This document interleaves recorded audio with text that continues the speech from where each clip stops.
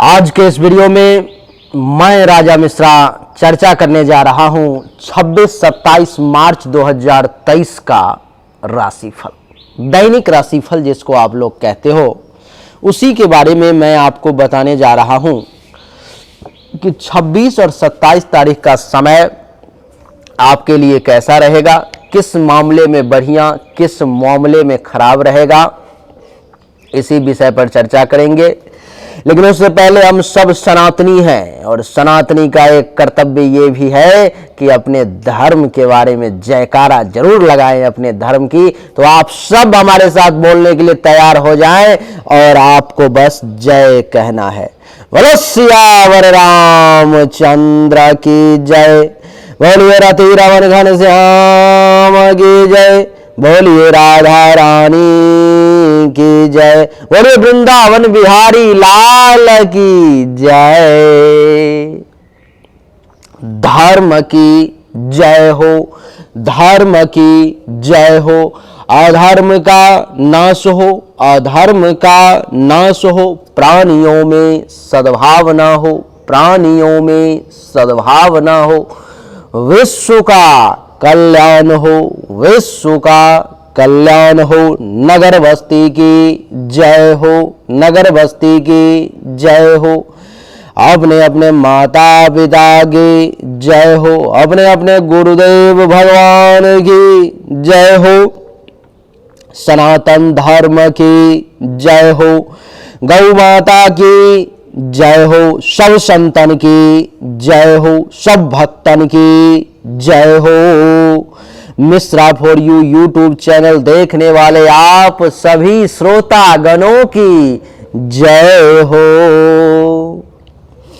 गौ हत्या बंद हो, गौ हत्या बंद हो। गंगा अवंध हो, गंगा अवंध हो। भारत अखंड हो, भारत अखंड हो। हेलो नमस्कार आदाब सलाम सत श्री अकाल। केम छो, कस्से काय, केरो हाल है, केना छी यहाँ सब, कैसन वानी, हाउ आर यू, कैसे हैं आप लोग, केमो नाचो, मनक्कम, खम्भा गनी हुकुम, केमती अच्छंती की खबोर, नमस्तुभ्यं। देवी और सज्जनों, आज के इस वीडियो में मैं राजा मिश्रा आपको दैनिक राशि फल के बारे में बताने जा रहा हूं, जो मेष से लेकर मीन तक की चर्चा होगी इस वीडियो में। लेकिन उससे पहले आइए पंचांग की जो कुछ प्रमुख बातें हैं उनको जान लें। 26 और 27 तारीख उसी बातों को जानेंगे जो आपके लिए ज़रूरी है, एक्स्ट्रा बातें जो आपके लिए ज़रूरी नहीं है वो नहीं जानेंगे। 26 मार्च को पंचमी तिथि है, रविवार का दिन है। चंद्रमा वृषभ राशि में रहेंगे। शुभ समय 12:02 PM से 12:51 PM तक का, और दिशा शूल पश्चिम दिशा की तरफ है, यानी कि 26 तारीख को जहां तक संभव हो पाए किसी विशेष उद्देश्य से पश्चिम दिशा की यात्रा करने से आप बचने का प्रयास करें। 27 तारीख को षष्ठी तिथि है, सोमवार का दिन है। चंद्रमा वृषभ राशि में रहेंगे और शुभ समय वही 12:02 PM से 12:51 PM तक का अभिजीत मुहूर्त। दिशा शूल जो है आपके लिए वो है पूरब दिशा की तरफ, यानी कि 27 तारीख को जो यात्रा नहीं करनी है वो है पूरब दिशा की। अगर संभव हो, जहां तक संभव हो पाए तो 27 तारीख को पूरब दिशा की यात्रा ना करें, आपके लिए ज़्यादा अच्छा रहेगा। आइए देवी और सज्जनों, समझने का प्रयास करते हैं मेष राशि से। मेष राशि वालों के लिए चंद्रमा आपके कुंडली के दूसरे भाव में यहाँ पर में रहेंगे। 26 और 27 तारीख इन दो दिनों में थोड़ा सा सावधानी बरतने की आपको आवश्यकता है। सावधानी आप कहेंगे कि किस मामले में बरतना है, तो आपको बता दूं कि इस समय में आपको सावधानी अपने वाणी के मामले में बरतना है। आप क्या बोल रहे हैं इस बात का आपको विशेष ध्यान रखना है। किस जगह पर क्या बोलना है, क्या नहीं बोलना है, मेष राशि वालों को इस बात का भी इन 2 दिनों में विशेष ध्यान रखना होगा, क्योंकि इस समय में जिस परेशानी में आप घिरेंगे, जो आपका काम खराब होगा, वो आपके बोली के कारण ही, आपके वचन के कारण ही आपका काम जो है सो खराब होगा देवी और सज्जनों। इसीलिए सबसे पहली बात है कि आपको अपने बोली का विशेष ख्याल रखना है, आपके अपने बातों का विशेष ख्याल रखना है। दूसरा कि आपको अपने धन धान्य संपत्ति, क्या धन धान्य संपत्ति जो जमा पूंजी है उसका विशेष ध्यान रखना है, क्योंकि उसमें सेंध लग सकता है। उसमें से आपका पैसा ज़्यादा से ज़्यादा खर्च करवाने की कोशिश की जा सकती है चंद्रमा के द्वारा। मेष राशि वाले इसके अलावा अपने परिवार के लोगों का विशेष ध्यान रखना है। अपने परिवार के लोगों के साथ ज़्यादा बहस नहीं करनी है, छोटी छोटी बातों पर में विवाद करने का प्रयास नहीं करना है, बर्दाश्त कर लेना है। अगर कोई ज़्यादा बोल रहा है तो वहाँ से मूव ऑन कर देना है, चल देना है वहाँ से, ताकि बात आगे ना बढ़े। आपके लिए अच्छा ये होगा कि आप अपने पड़ोसी के साथ भी कम समय बिताएं इन 2 दिनों में, 26 और 27 तारीख को, तो आपके लिए ज़्यादा अच्छा रहेगा। क्योंकि अगर आप ज़्यादा समय बिताएंगे तो बात आगे बढ़ेंगी, कुछ न कुछ बहस होगा और पड़ोसी के साथ भी टेंशन तनाव बनने का योग बन जाएगा। मेष राशि वालों के लिए यहाँ से दृष्टि पड़ेगी सप्तम अष्टम भाव पर में, तो बिल्कुल सावधानी के साथ चलें, क्योंकि चोट लगने की संभावना भी बन रही है, दुर्घटना भी घटित हो सकती है, इसलिए सतर्कता नहीं हटनी चाहिए। कहते हैं, भारत सरकार लिखती है कि सतर्कता हटी और दुर्घटना घटी, इसलिए आपको विशेष ध्यान रखना है। जो लोग विदेश में हैं मेष राशि के, उनको विदेश में कुछ विशेष लाभ का योग बन रहा है, उनको कुछ बढ़िया जो है सो फायदा हो सकता है। देवी और सज्जनों, आपके लिए मैं बता दूं कि जो लोग विदेश में हैं उनको विदेश से विशेष धन लाभ का योग बनेगा। अचानक से कुछ धन लाभ का योग बन सकता है।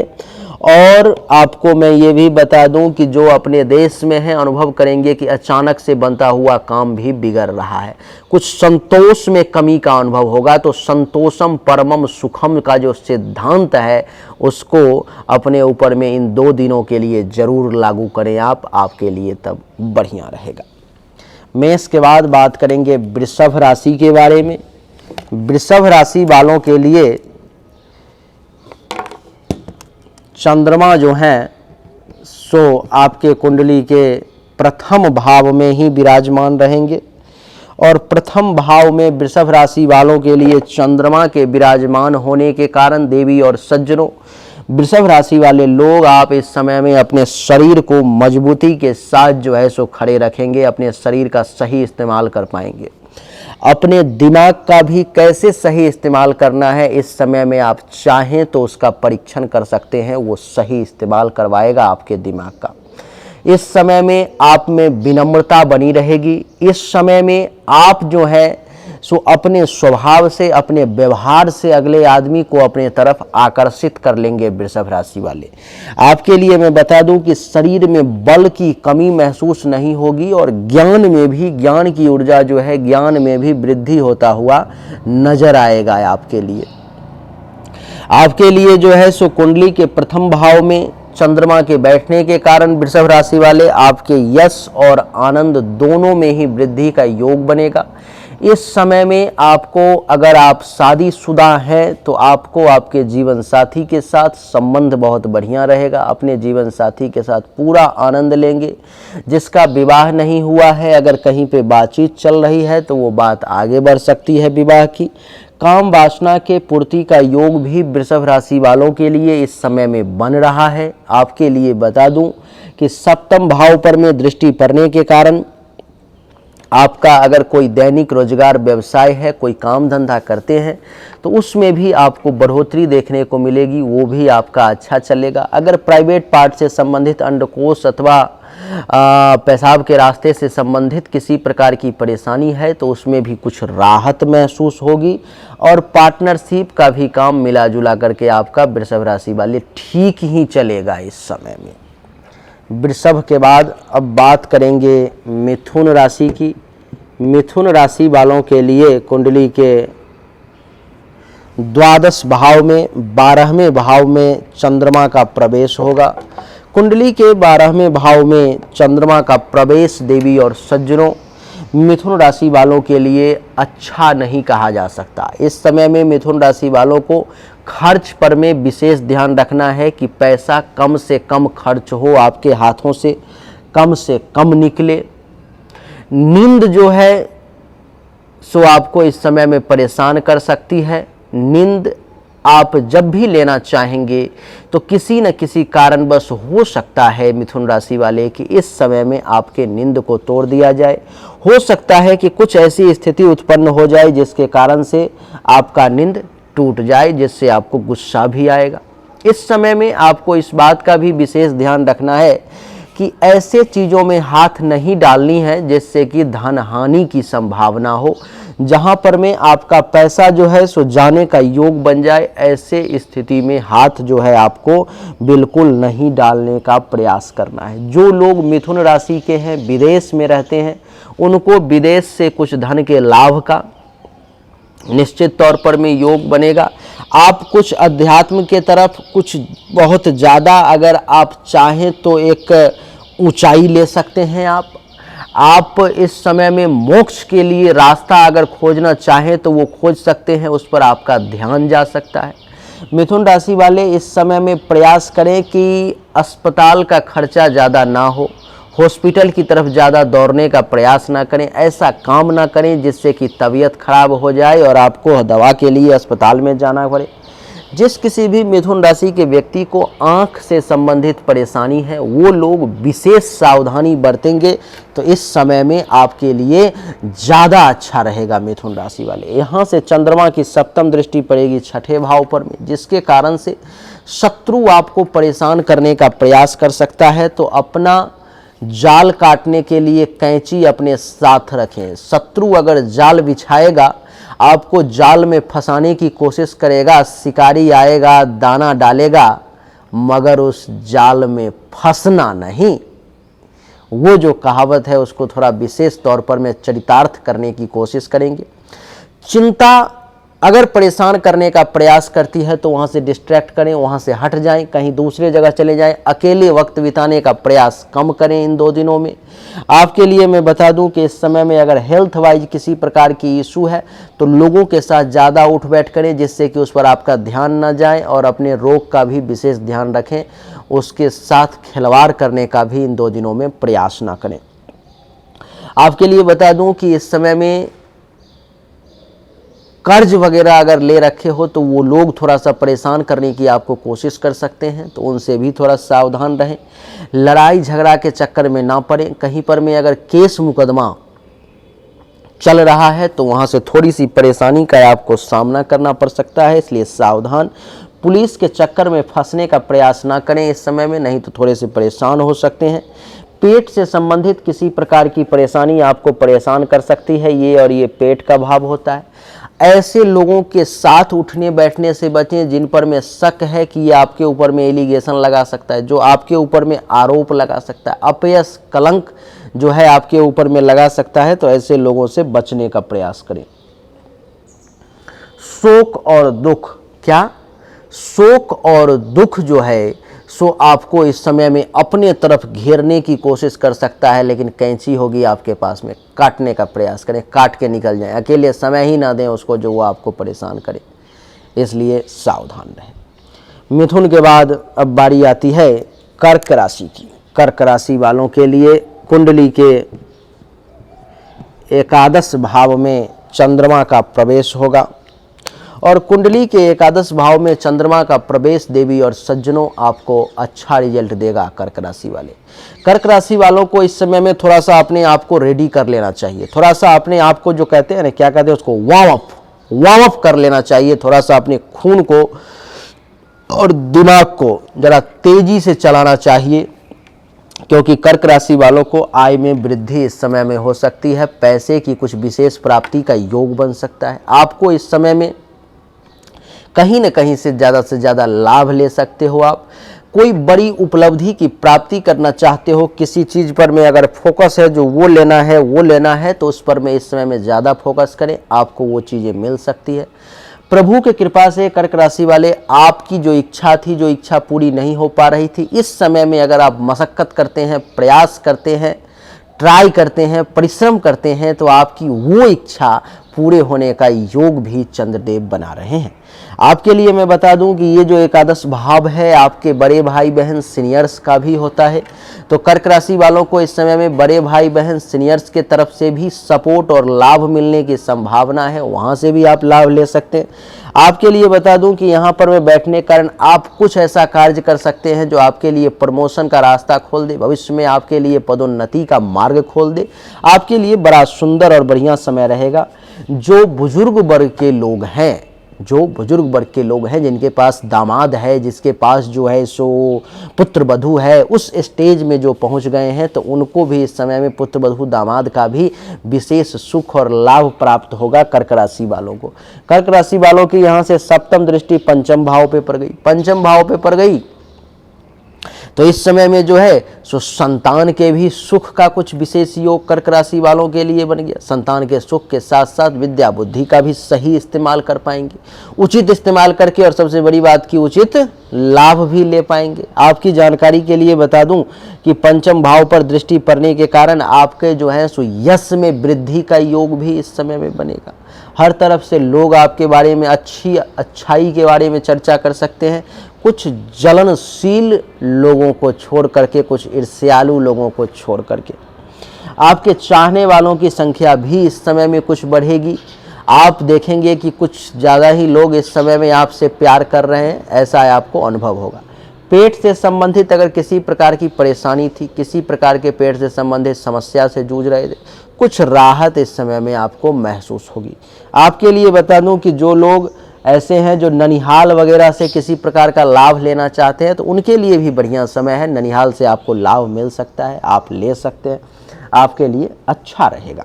देवी और सज्जनों, कुंडली के पंचम भाव पर दृष्टि पड़ने के कारण जिनको प्रेम संबंध वगैरह चल रहा है, तो उनका भी बढ़िया चलेगा। प्रेम संबंध के मामले में विद्यार्थी के लिए भी ये समय अच्छा है। कर्क के बाद अब बात करेंगे सिंह राशि के बारे में। सिंह राशि वालों के लिए कुंडली के दसम भाव में चंद्रमा का प्रवेश।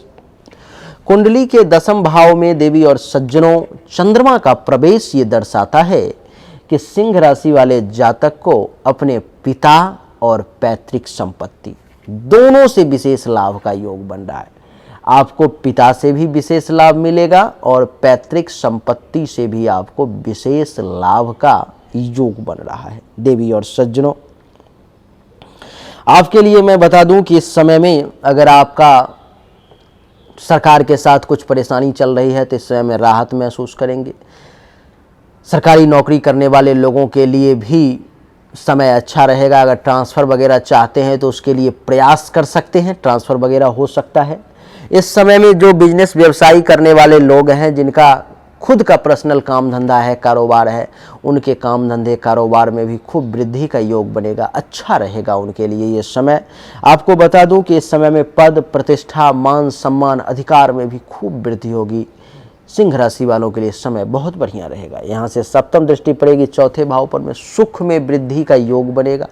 आपके सुख के साथ साथ जो है इस समय में आपको माता अथवा मातृ संपत्ति से भी लाभ का योग बनेगा। जमीन, मकान, गाड़ी, अचल संपत्ति, इन सब के रिगार्डिंग भी आपको फायदा होने का योग बनेगा। जो लोग जमीन का, मकान का, गाड़ी का, इन सब का काम करते हैं, उनको इस समय में विशेष लाभ मिलेगा अगर वो सिंह राशि के हैं तो।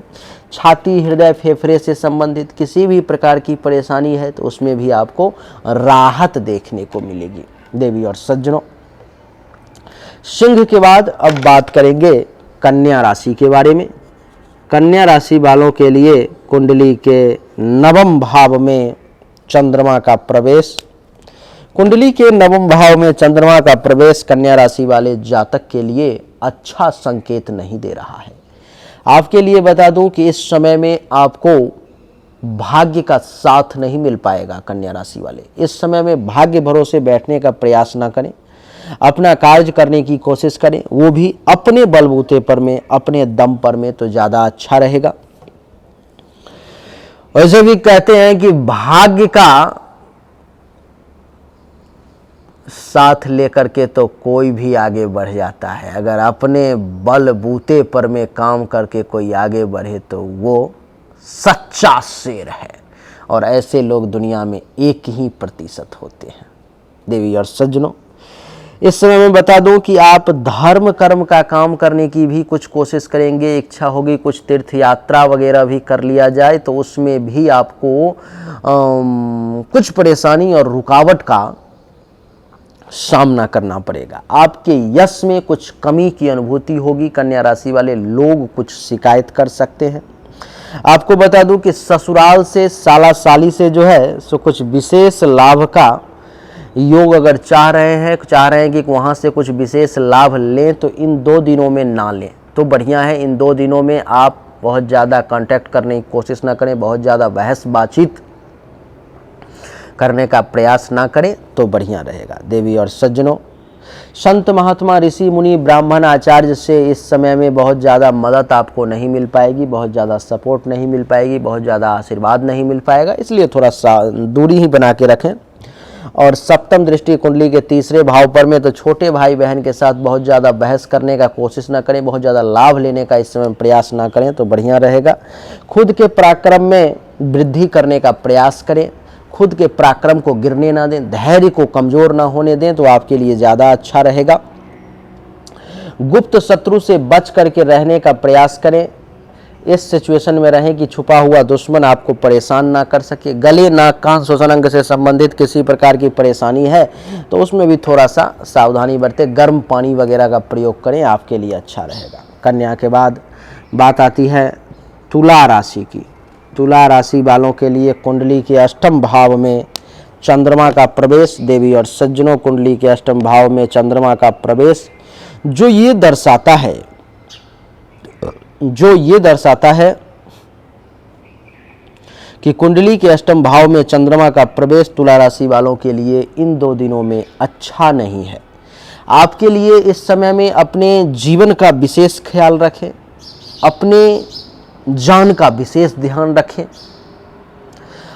रिस्क लेने का प्रयास ना करें, अपने जीवन को इस समय में खतरा में डाल करके किसी प्रकार के काम को करने की कोशिश ना करें तो ज़्यादा बढ़िया रहेगा। विदेश में रहने वाले लोगों को आकस्मिक लाभ का योग बनेगा। अचानक से कुछ धन लाभ आपको मिल सकता है।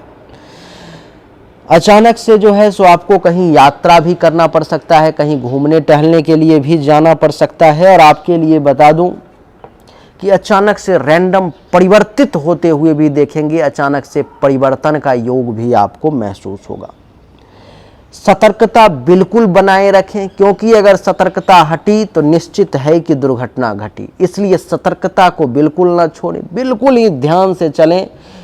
मार्ग में चलते वक्त बहुत ध्यान रखें, क्योंकि चोट वगैरह लगने की संभावना भी दिखाई दे रही है। हो सकता है दुर्घटना वगैरह की स्थिति भी उत्पन्न होने का प्रयास करे ये चंद्रमा, तो बिल्कुल सावधान रहें।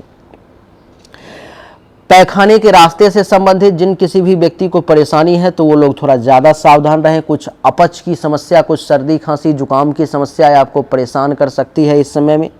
यहाँ से सप्तम दृष्टि द्वितीय भाव पे पड़ेगी, तो पारिवारिक लोगों के साथ जो है थोड़ा सा कम इस समय में बातचीत करें, थोड़ा सा दूरी हल्का बना करके रखें तो अच्छा रहेगा।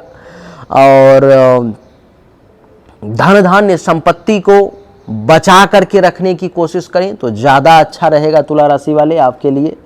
आपको मैं बता दूं कि कुंडली के दूसरे भाव में दृष्टि पड़ने के कारण पड़ोसी के साथ भी थोड़ा सा दूरी बना करके रखें, ज़्यादा बातचीत ना करें, नहीं तो यहाँ पर में भी कुछ टेंशन तनाव की स्थिति जो है सो उत्पन्न हो सकती है। अपने वाणी का विशेष ध्यान रखें, क्योंकि आप जो बोलेंगे हो सकता है उसके कारणवश उसका रिएक्शन हो जाए और उसका आपके ऊपर में निगेटिव प्रभाव पड़ जाए। आपके बोली वचन के कारण जो है सो आपके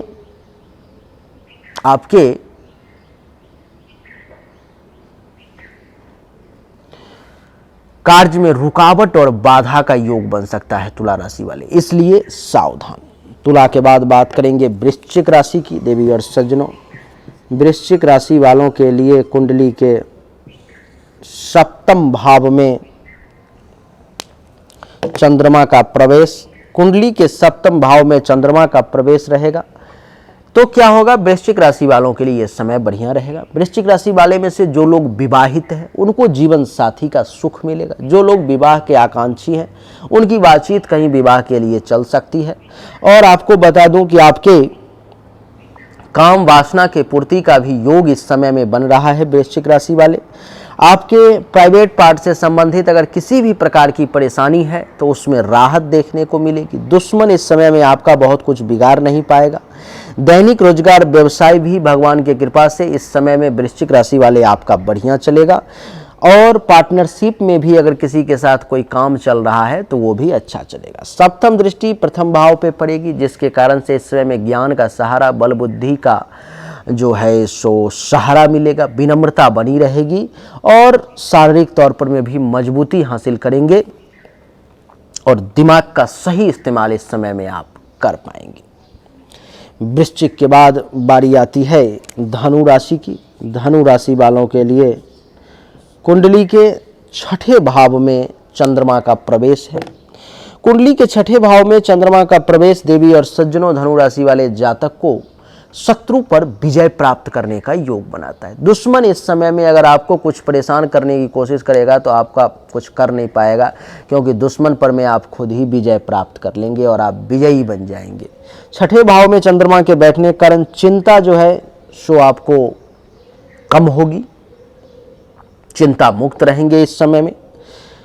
हेल्थ वाइज किसी प्रकार की अगर इशू है, परेशानी है तो उसमें भी राहत देखने को मिलेगा।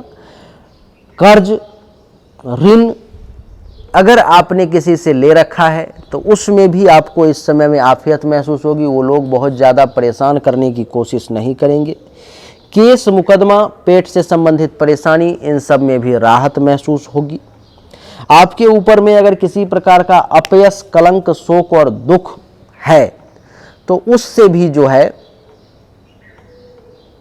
सो फायदा होगा अपना।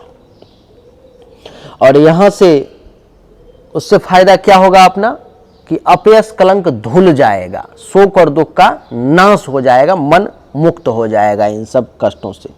सप्तम दृष्टि द्वादश भाव पर में, तो जो लोग विदेश रहते हैं, विदेश में रह करके किसी प्रकार का कार्य कर रहे हैं तो उनको भी विशेष लाभ का योग बनेगा। विदेश से नींद अच्छी आएगी। आंख से संबंधित परेशानी है तो उसमें राहत महसूस होगा। धनु के बाद बात आती है मकर राशि की। मकर राशि वालों के लिए कुंडली के पंचम भाव में चंद्रमा का प्रवेश, जो कि अच्छा रिजल्ट नहीं देगा। मकर राशि वालों को इस समय में थोड़ा सा सावधान रहने की आवश्यकता है। आप कहेंगे कैसे, किस मामले में? तो आपको बता दूं कि सावधान इस मामले में रहना है कि संतान के साथ वाद विवाद करने का प्रयास नहीं करना है। संतान के साथ बहस करने की कोशिश नहीं करनी है आपको, नहीं तो मामला खराब हो सकता है। संभव हो तो थोड़ा सा 2 दिन के लिए दूरी ही बना लें, थोड़ा सा साइड ही हो जाए तो ज़्यादा बढ़िया रहेगा।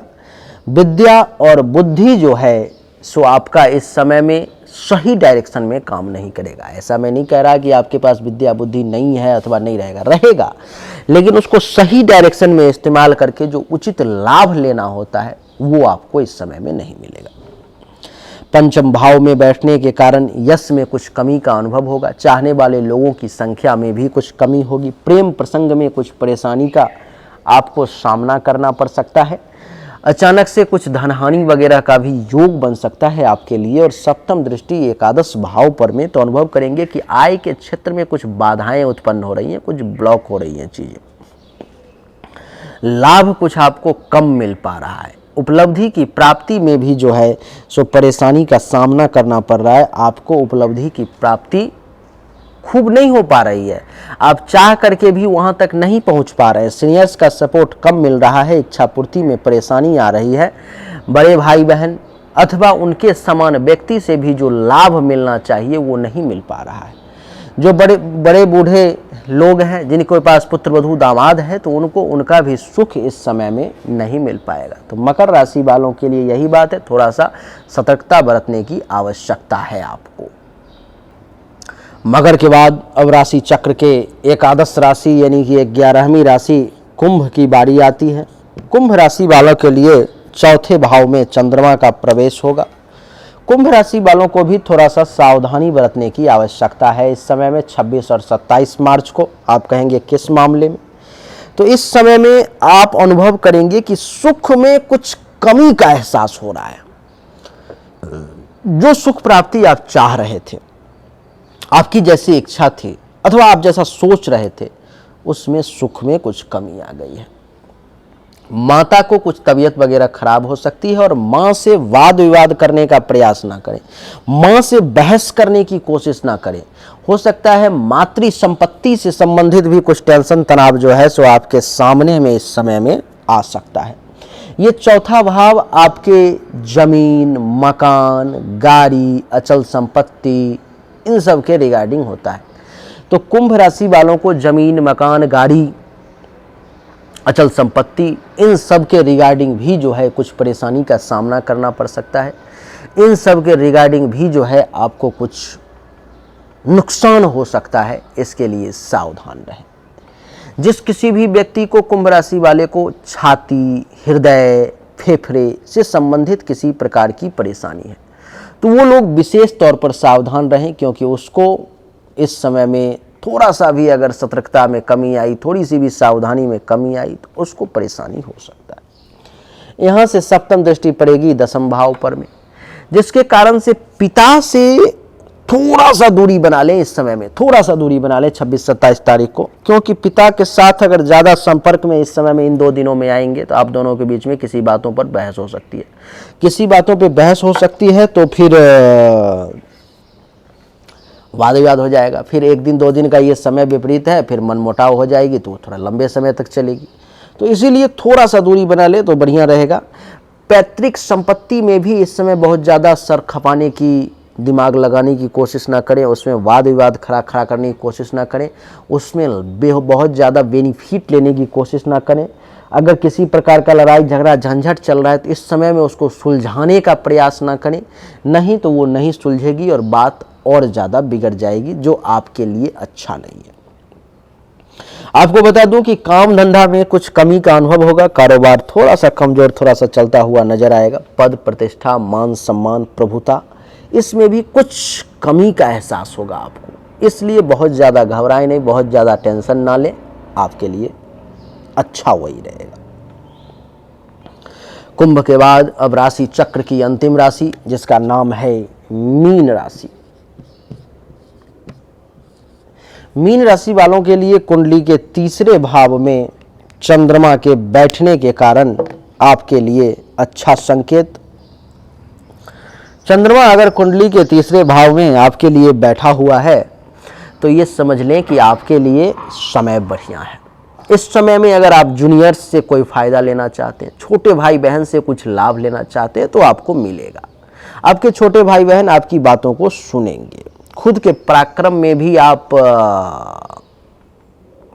वृद्धि महसूस करेंगे, अपने आप को पराक्रमी आप मान सकते हैं। इस समय में धैर्य आपका मजबूत हो सकता है। और आपके लिए मैं बता दूं कि गुप्त शत्रु, जो छुपा हुआ दुश्मन है, वो इस समय में परेशान करने का भी कोशिश करेगा तो कुछ नहीं बिगाड़ पाएगा, आपका बाल बांका नहीं कर पाएगा, इसलिए कोई दिक्कत नहीं है। आपके लिए जो है सो गले, नाक, कान, श्वसन अंग से संबंधित किसी प्रकार की परेशानी है तो उसमें भी राहत देखने को मिलेगी। और यहाँ से सप्तम दृष्टि नवम भाव पे पड़ रही है, जिसके कारण से भाग्य का भी साथ मिलेगा। भाग्य भरोसे भी काम आपका इस समय में होने का योग है। धर्म और तीर्थ यात्रा, इन दोनों को करने की कोशिश करेंगे। प्रभु कृपा से आपके यश में वृद्धि होगी। देव कर्म करने का ज़्यादा से ज़्यादा प्रयास करेंगे। ससुराल से लाभ लेने की कोशिश करेंगे। ससुराल से आपको विशेष लाभ मिलेगा। साला साली से संत महात्मा ऋषि मुनि ब्राह्मण आचार्य का भी आशीर्वाद जो है इस समय में आपको प्राप्त होगा। तो समय हर मामले में मीन राशि वालों के लिए मिला जुला करके बढ़िया है। देवी और सज्जनों, तो मेष से लेकर के मीन तक की यही कहानी थी, जिसमें हमने आपको बड़े ही डिटेल में आसान शब्दों में हर एक बातों को समझाने का प्रयास किया। उम्मीद करता हूं कि आपको हमारा ये वीडियो पसंद आया होगा। अगर आपको हमारा ये वीडियो पसंद आया तो इस वीडियो को लाइक करें, शेयर करें, चैनल को सब्सक्राइब करके इसके बेल आइकन के बटन को दबा दें। एक बार फिर से आप सभी का बहुत बहुत धन्यवाद। Thank you so much. जय हिंद, वंदे मातरम। बोलिए राधे राधे।